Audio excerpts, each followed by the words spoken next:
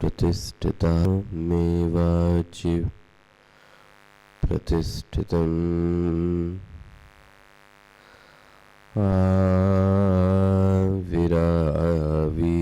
आविराविर्मयिधि वेदस्य मानिस्तः श्रुतं मे मा प्रहासीः अनेनाधीतेन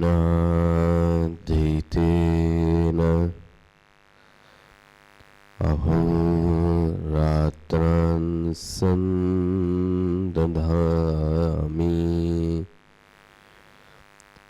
ऋतं वदिष्यामि सत्यं वदिष्यामि तन्मामवतु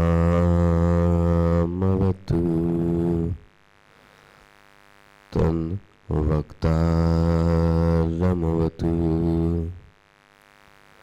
अवतु माम् अवतु वक्तारम् ॐ शान्तिः शान्तिः शान्तिः। शङ्करं शङ्कराचार्यं केशवं बादरायणं सूत्रभाष्यकृतौ वन्दे भगवन्तौ पुनः पुनः भगवन्तौ पुनः पुनः। नमः श्री शंकरानंद गुरुपादाम्बुजन्मने सविलास महामोह ग्राहग्रासैककर्मणे तत्पादाम्बुजरूहद्वन्द्व सेवा निर्मलचेतसां सुखबोधाय तत्त्वस्य विवेकोऽयं विधीयते विवेकोऽयं विधीयते। 22वें श्लोक से तै सर्वै सहितै प्राणौ वृत्ति भेदास पंचधा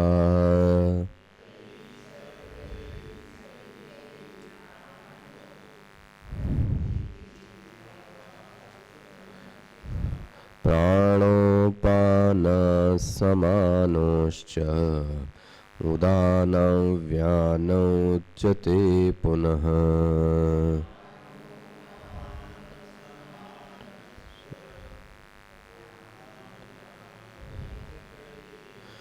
बुद्धि कर्मेन्द्रिय प्राण पंचैक मनसा धिया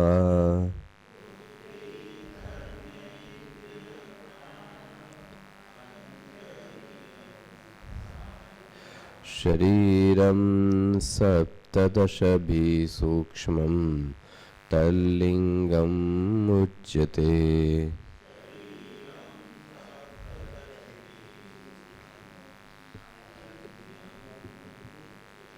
प्राग्तत्राभिमानेन तैजसत्वं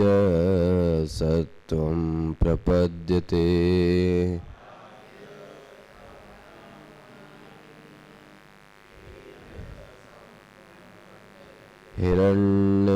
प्रभातामीश तवो व्यष्टि समष्टिता।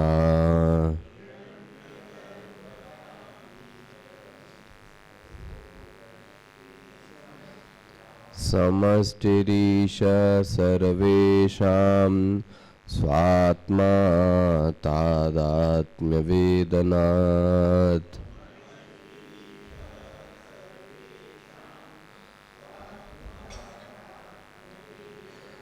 तद्भावात् ततोऽन्येतु कथ्यन्ते व्यष्टिसंज्ञया।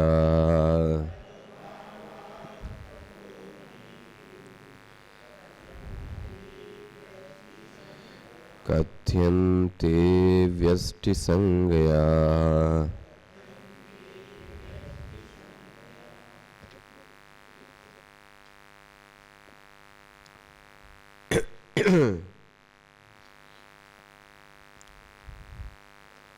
आपने देखा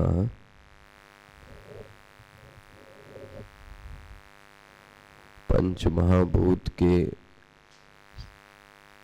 अपने अपने सत्व के अंश से ज्ञानेंद्रियां बन गई और इन समष्टि सात्विक अंश को मिलाकर अंतःकरण बन गया। एक अंतःकरण होते हुए भी उसकी 4 वृत्तियां हैं, ऐसा कह सकते हैं 2 वृत्तियां हैं। इसी तरीके से महाभूतों के राजसिक अंश को मिलाकर कर्मेंद्रियां बन गई। महाभूतों के समष्टि राजसिक अंश से पंच प्राण बन गए। तैहि सर्वैहि सहितैहि प्राणो वृत्ति भेदात पंचधा। तैहि सर्वैहि सहितैहि, तैहि मतलब वे सब महाभूतों के सहितैहि सभी महाभूतों की राजसिक मात्रा को लेकर वृत्ति भेदात, वृत्ति के भेद से कितने हो गए? 5 हो गए। कौन कौन से हैं? बोले प्राणः, पानः, समानः, उदानः और व्यानः। अब जरा अपने यहाँ देखिए क्या बना, इसको ध्यान से समझिएगा। बुद्धि कर्मेंद्रियाणि, बोला बुद्धि ही कर्मेंद्रियाणि प्राणैः पंच मनसा धिया। कितने हो गए?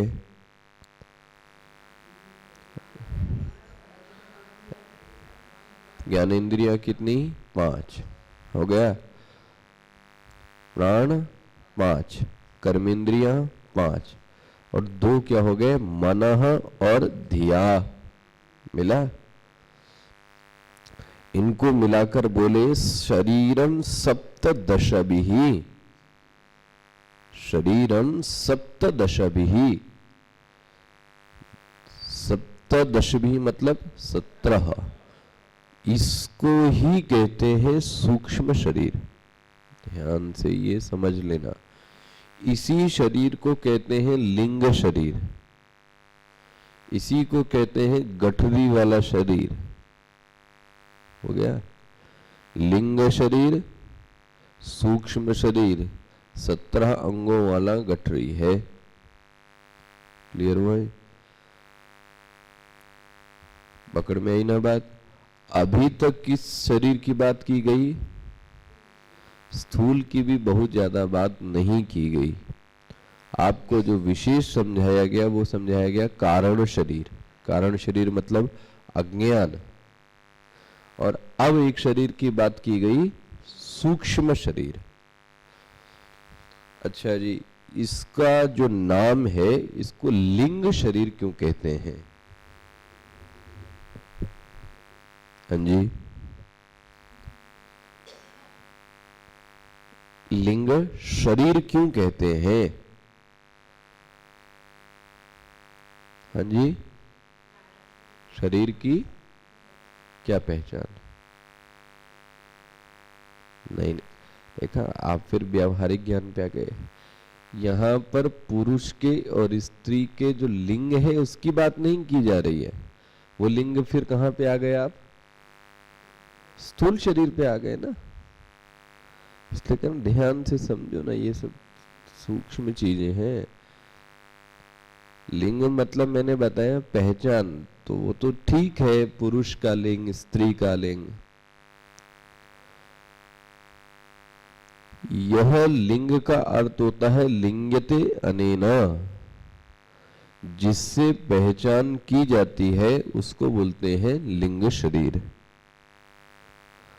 व्यक्ति जीवित है या नहीं इसकी पहचान इस सूक्ष्म शरीर से ही होती है। पकड़ में, इसका लिंग नाम क्यों रखा? यदि सूक्ष्म शरीर दिखता है तो आप समझना वह व्यक्ति जीवित है। यदि सूक्ष्म शरीर महाराज यहां से उड़कर चले गए, ठीक है, ये 17 घटक वाली जो गठरी है ये यहां से खिसकी तो हाँ, मृत्यु। तो यदि दूसरे शब्दों में कहा जाए तो सूक्ष्म शरीर के अभाव का ही नाम मृत्यु है।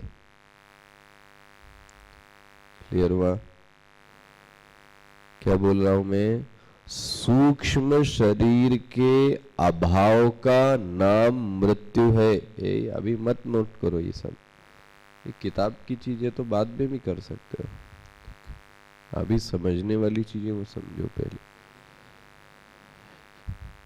किसी व्यक्ति की जो मृत्यु होती है उसका कारण ये है कि उसके शरीर में से सूक्ष्म शरीर निकल के चला गया। अच्छा, क्या निकल के चला गया? कर्मेंद्रियां, ज्ञानेंद्रियां, प्राण, मन और बुद्धि सब निकल के चला गया और आप क्या हो गए? डेथ हो गया। इसलिए बोलते हैं सूक्ष्म शरीर के होने के बाद भी जीव की स्थिति बनी रहती है। वह भूत, प्रेत, पिशाच, जिन्न इनकी योनियों में पड़ा रहता है। इनके आपने देखा होगा कोई स्थूल शरीर इनके पास, लेकिन इनके मन में इच्छा होती है। मन भी है तभी तो इच्छा है, बुद्धि भी है। आपको ही क्यों न खुटता है? दूसरे के पास क्यों नहीं जाता?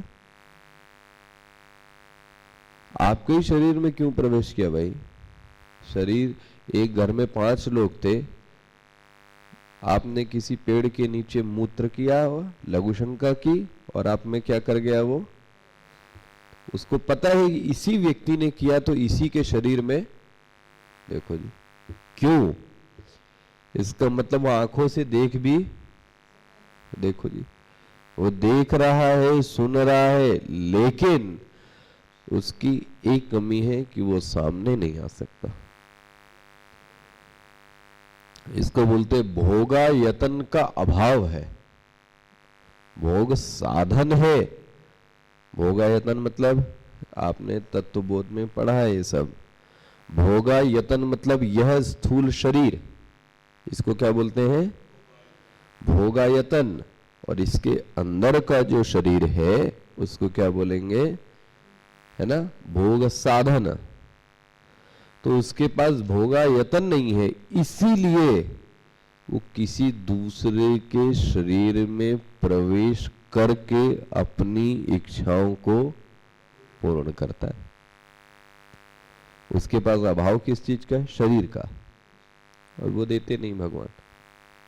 देखो, क्लियर हो रहा है? सूक्ष्म शरीर की गठरी निकली और आपकी मृत्यु हुई, लेकिन सूक्ष्म शरीर से निकलने, स्थूल शरीर से निकलने के बाद भी जीव की मृत्यु हुई नहीं है। वो शरीर के रूप में नहीं दिख रहा है, लेकिन हाँ, वो विराजमान है। ये आपने देखा है, आपका अनुभव भी हो गया। तो लिंग शरीर का अर्थ क्या हुआ है? समझना जरा, लिंग शरीर का अर्थ है जिससे यह पहचान होती है कि व्यक्ति जीवित है या, जैसे आपके अंदर अभी भी 17 गठरों वाली यह गठरी अभी अंदर रखी है। इस 17 वाली गठरी में कर्मेंद्रियां, ज्ञानेंद्रियां, पंचप्राण और मन और बुद्धि है।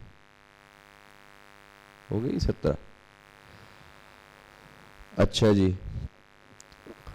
ये क्लियर हो गया ना लिंग शरीर। आप क्या बोलते हैं, चलिए आपकी बुद्धि में तो नहीं आएगा, मैं लिंग शरीर अनादि है, पकड़ना जरा,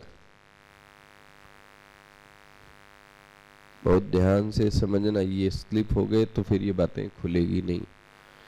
लिंग शरीर को कैसा शरीर बोला गया, अनादि। क्यों बोला गया अनादि, हाँ,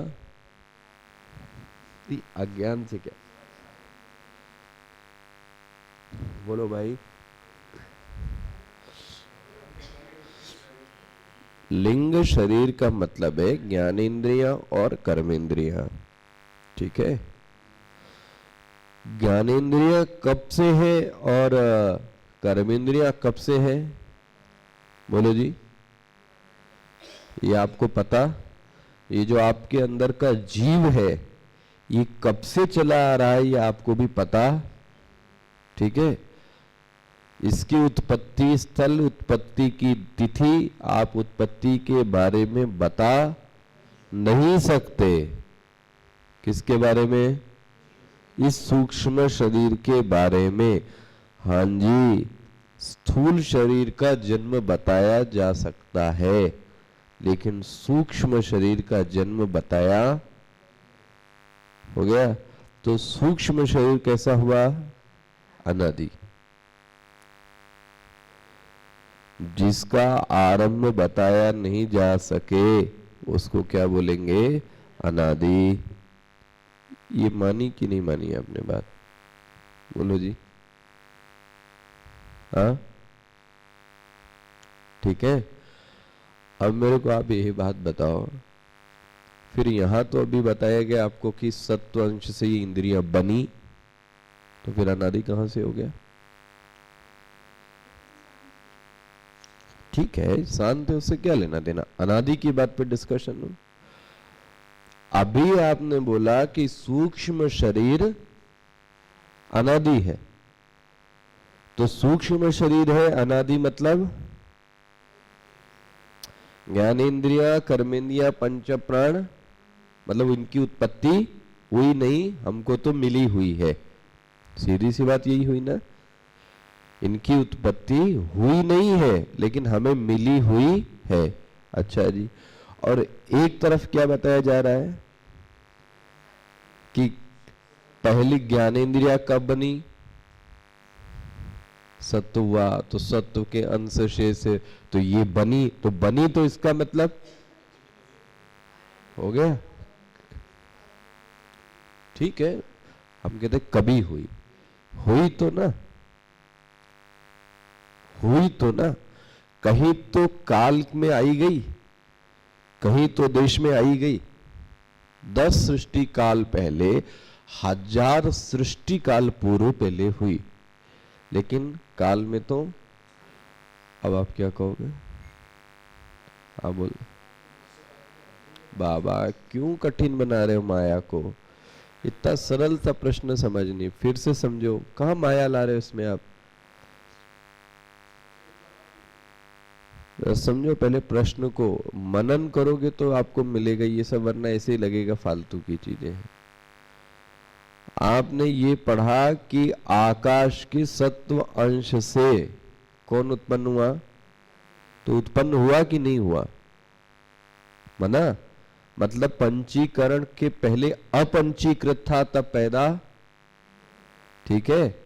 और अब पंचीकरण से हुआ, इसका मतलब आकाश के अंश से इनका जन्म हुआ, वायु के अंश से इनका जन्म हुआ, इसका मतलब इनका जन्म हुआ, ठीक है। एक तरफ आप लिंग शरीर में क्या बोल रहे हो, क्यों, हाँ, ये तो थोड़ा ठीक है।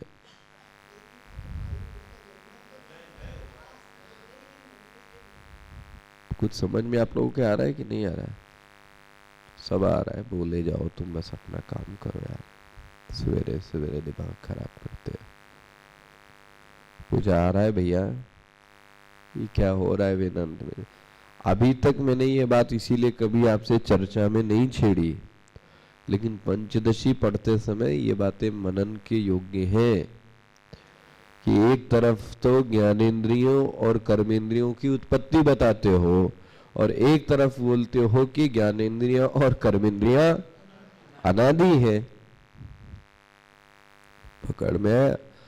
तो ज्ञानेंद्रियां और कर्मेंद्रियां की उत्पत्ति बताने का यह जो कभी भी गांठ बांध लेना, जब सृष्टि की प्रक्रिया को समझाया जाए तो वह सृष्टि के क्रम को बताने के लिए नहीं है। पकड़ में आया? वह सृष्टि अनादि है। पकड़ में आया? अनादि के इस क्रम को समझाने के लिए है। अब आप क्या समझेंगे? सत्वंश टपका तो उससे क्या बन गया? कर्म। फिर रजस से टपका तो क्या टप गया? क्या बन गया सत्वंश से? अरे कर्मेंद्रिय में कौन बना? वाक। वाक पाणी पाद पायु उपस्थ। तो ये टपका टपका और संयोग हुआ, ये ऐसा हुआ नहीं है, ये याद रखना। ये आपने बुद्धि में बना लिया है। पकड़ में? ये सब अज्ञान को मत पालना, क्योंकि शब्द की एक सीमा है, इससे ज्यादा तो इसको बताया। तो इसके कहने का अभिप्राय यह है कि यह सब सृष्टि वास्तव में अनादि है। पकड़ में आया? ये मत समझ लेना कि एक दिन ज्ञानेंद्रियां बनी और एक दिन कर्मेंद्रियां, ये एक दिन का खेल नहीं है, यह प्रक्रिया अनादि है। अज्ञान माया अनादि है, लेकिन अज्ञान तो कैसा है? हाँ, नहीं, अनंत यदि ज्ञान द्वारा आपको हो गया तो ये शरीर का ढांचा क्या हो जाएगा? नष्ट हो जाएगा। हाँ, सूक्ष्म शरीर रहेगा तो फिर जन्म, उसी को तो जीव कहते हैं। यस यस, आपकी जो व्यष्टि का है वो क्या हो गया? लीन हो गया। अब आपका जन्म तो नहीं होगा। हाँ, बस आपका जो अज्ञान है वो बाधित हो गया है। ठीक है, तो आपका नेक्स्ट जन्म कर्म के कारण, ईश्वर यह देखता है माया इसके शरीर में भोग के लिए इतना ही दिन इसको चाहिए, इससे ज्यादा नहीं। इसके पुण्य कर्म इतने ज्यादा नहीं है कि इसको अरे इसमें तो बहुत सारे, आपको स्त्री का ही शरीर क्यों मिला? अच्छा, स्त्री के शरीर में अंधी लूली लंगड़ी का शरीर क्यों नहीं मिला? सूक्ष्म शरीर तो दिया है, लेकिन ये सब क्यों इसके साथ? इन सब का हेतु कौन है? आपके किए गए कर्म। कर्म के अनुरूप आपके शरीर की आयु का निर्धारण होता है।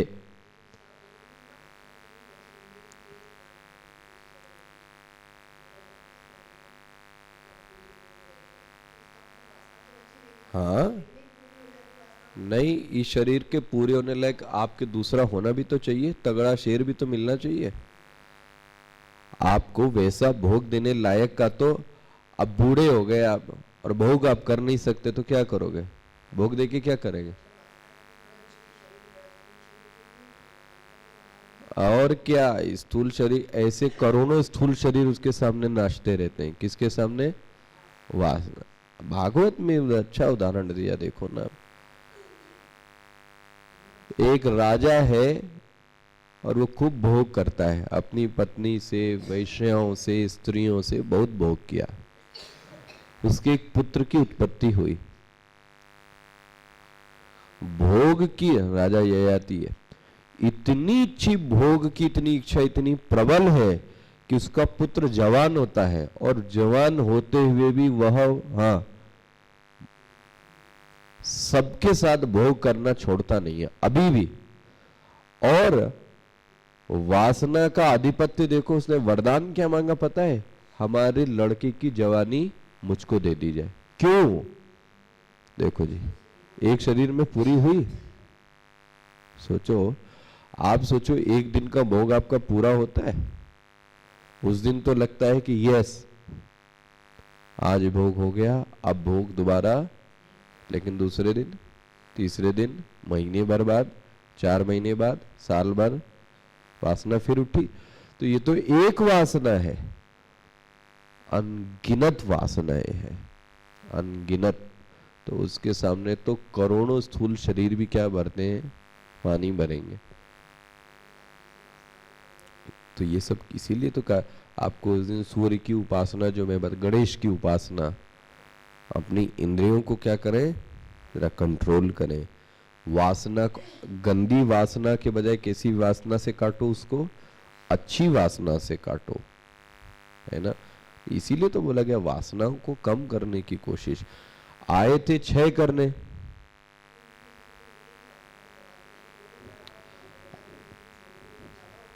तो आप ये जरा प्रैक्टिकल करके तो देखो ना। वासनाएं अंदर की थी, उसको क्षय करने की बजाय अब आप क्या हो रहे हो? एक पिक्चर की वासना उठी, और मैं कहता हूँ ये जो आपका ये इस कथन है ना, ये कोई बहुत ज्यादा सही नहीं, ये सिर्फ ऊपरी स्तर का चिंतन है बस। भागवत में बोला गया अगर वासनाओं का क्षय करने के लिए ज्यादा चले ना, तो जैसे आग में घी होता है ना, वैसे ही वासना क्या करती है दिन पर दिन। और इसलिए जरा अनुशासन से उसको बोलो नहीं करना, तो फिर नहीं करना। नहीं, आज कर लेते हैं, आइंदा से आज पूजा नहीं करेंगे, कल से पूजा, वो कल वाली पूजा कभी नहीं आती। आज सवेरे उठेंगे, कल से, अरे आज नहीं उठे, कल से सवेरे, वो कल कभी नहीं आएगा। आया? ये वासनाएं ऐसी आपको मुंह बाए खड़ी है कि कब आपको देखे और अंदर कर ले। इतना संभल के साधक को रहना पड़ता है। इसलिए साधक अरण्य में चला जाता था पहले, जंगल में। पता है ये लोग घेर लेंगी वासनाएं आके यहाँ पे। एक वासना नहीं, खाने की, पीने की, गलत बोलने की, गलत देखने की, चलने की। सतर्क रहो। इसी सतर्कता का नाम तो क्या है? मैंने कई, सावधानी रखने वाले का नाम साधक है। खत्म। गाड़ी जो बहुत सारी इंदौर में बगैर रूल के सब गाड़ी सब चला रहे, लेकिन जो सावधानी होकर गाड़ी चलाता है वही असली गाड़ी। नहीं, हम गाड़ी नहीं चलाएंगे, क्यों? यहाँ का ट्रैफिक गंदा है। ये तो कोई बात नहीं हुई ना। आपकी भी तो साधना तब है जब ऐसे लोगों के बीच में आप रहकर सावधानी पूर्वक निकल के आओ। अब सावधानी हम इसलिए नहीं रख पाते क्योंकि वासना हावी है। तो कंट्रोल योर वासना, कंट्रोल योर डिजायर। कि मैं बार बार कहता हूं, वासना आना ठीक है, चलो आ गई सो आ गई। दो काम में, पहली बात तो आज आ गई तो आ गई, नेक्स्ट टाइम के लिए हम अपनी वासना को क्या कर दें? कम करना चालू करें। दूसरा, वासना की पूर्ति करें तो ये कह के आइंदा से अब इस वासना की पूर्ति, लेकिन फिर भी व्यक्ति मानता नहीं है। कितनी बार हम लोग खाना पीना ऐसा खाना, अब जो खाना ऐसा खाना, अब से शराब, और उसके बाद कितनी बार करते? यस, जो आप बोले ना निरोध स्प्रिंग वाला, तो हाल यही होगा स्प्रिंग वालों का। तो आप ज्ञान से देखो कि उसमें कितना, जैसे शरीर आपको पता लगता है तेज क्षय होता है, बल जाता है, टाइम जाता है, सब कुछ हमारा जाता है, और हमें मिलता कुछ नहीं है। तो क्यों किया जाए? ये किससे दमन किया आपने? बुद्धि से किया कि नहीं किया? छोड़ दिया, और कुछ नहीं होता। पकड़ में बनो। ये तो एक छोटा सा नाश हुआ ना, मनोनाश तो पूरा फिर आपके मन का नाश हुआ। अच्छा खैर, मैं किस टॉपिक पे बोल रहा हूं पहले? सूक्ष्म से तो समझ में आया। तो सृष्टि की प्रक्रिया बताने का एक उद्देश्य है कि सृष्टि अनादि है। स्वामी विवेकानंद ने बोला, what is difference between the Indian philosophy, this Vedic philosophy and western philosophy? Western philosophy, and you can say Muslim philosophy, Christian philosophy, Parsi philosophy, and Hindu philosophy. Hindu philosophy believe in manifestation of word, and Muslim philosophy believe in creation. एक 7 दिन लेके उसने बनाया तो 7वें दिन अल्लाह ताला ने छुट्टी कर दी, इसलिए क्या मनाते हैं आप? संडे। 6 दिन काम करने के बाद एक दिन, ये उनकी थ्योरी है, पकड़ में। वेदांत नहीं कहता, वैदिक फिलॉसफी आपकी कहती जगत बना नहीं है, जगत का लय है और प्रगटीकरण है। कि इसलिए इस परंपरा को क्या बोलते हैं? अनादि। क्लियर हो गया? तो सूक्ष्म शरीर कैसा है? अनादि, लेकिन सूक्ष्म शरीर का अंत होता है, याद रखना। सूक्ष्म शरीर का अंत हो सकता है, कौन करेगा? ज्ञान। क्लियर हो गया ना? स्पष्ट हुई बात कि नहीं? ज्ञान के जरिए से सूक्ष्म शरीर को, सूक्ष्म शरीर क्या मतलब? कारण शरीर यदि भंग कर दिया तो सूक्ष्म शरीर अपने आप क्या हो गया? कारण शरीर मतलब अज्ञान। पढ़ाया था ना मैंने भी, जब अज्ञानी चला गया तो फिर सूक्ष्म शरीर क्या बचा? तो फिर स्थूल भी क्या बचा? आया? अच्छा जी, आइए आगे।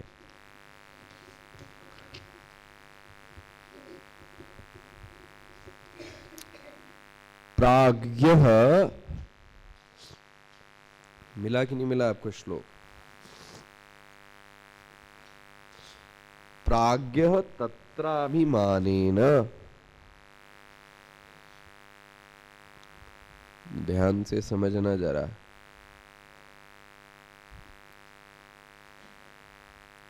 ये प्राज्ञ किसका नाम है? कौन से जीव का? इस पिछले में आपको क्या परिभाषा दी गई? पिछले श्लोक में क्या परिभाषा दी गई? खोलो जरा, एक एक। पिछले में पहले ही कह रहा था, ध्यान से देखो आप।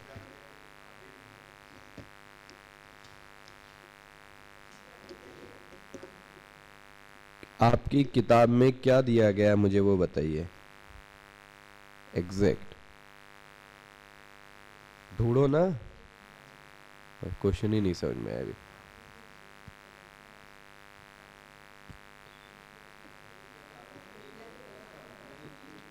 अविद्यावशगम तु अन्यः वैचित्र्यादनेकधा साकारण शरीरं स्यात्